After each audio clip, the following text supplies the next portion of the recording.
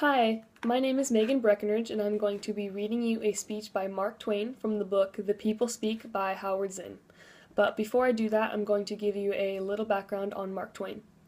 Mark Twain was born in Florida, Missouri in 1835 as Samuel Clemens and grew up nearby Hannibal, a small Mississippi River town.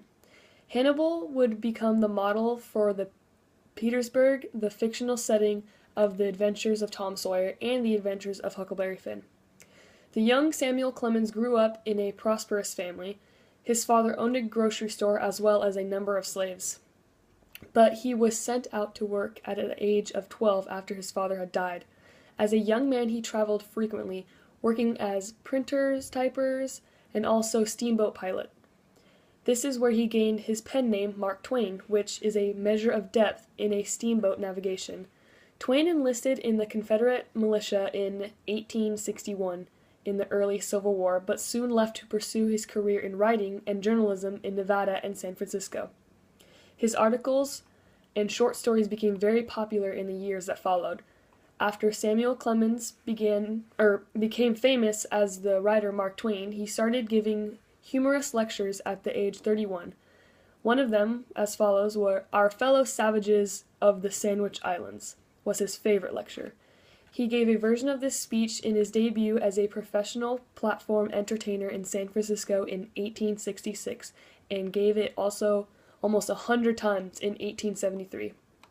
In Howard Zinn's The People Speak, Twain's speech is a directed response towards Theodore Roosevelt after congratulating the commanding officer of the win in the 3-month-long Spanish-American War in 1898. In his speech, he explains a little of what happened in the war while also recognizing the bravery of our president in his actions toward the war. Samuel Clemens then died on April 21, 1910, at the age of 74, but his writing and speeches still live on today and are very appreciated by many. Now, with that in mind, I'm going to now read you his speech. This incident burst upon the world last Friday in an official cablegram from the commander of our forces in the Philippines to our government at Washington. The substance of it as follows. A tribe of Moros, dark-skinned savages, had fortified themselves in a bowl of an extinct crater not many miles from Jolo, and as they were hostiles and bitter against us because we have been trying for 8 years to take their liberties away from them, their presence in that position was a menace.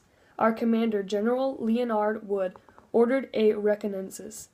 It was found that the Moros numbered 600, counted women and children, that their crater bowl was in the summit of a peak or mountain 2,200 feet above sea level and very difficult of access for Christian troops and artillery.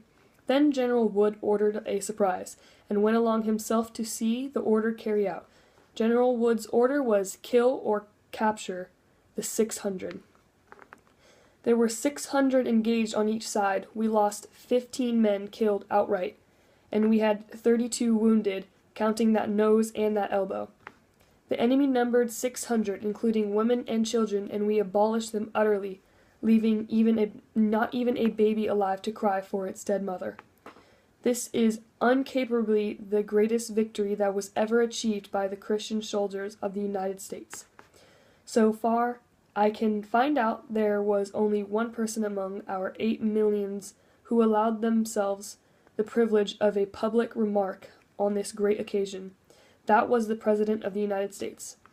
All day Friday he was studiously silent as the rest, but on Saturday he recognized that his duty required him to say something, and he took his pen and performed that duty. This is what he said. Washington, March 10th. Wood, Manila. I congratulate you and the officers of men of your command upon a brilliant feat of arms, wherein they so well upheld the honor of the American flag. Signed, Theodore Roosevelt.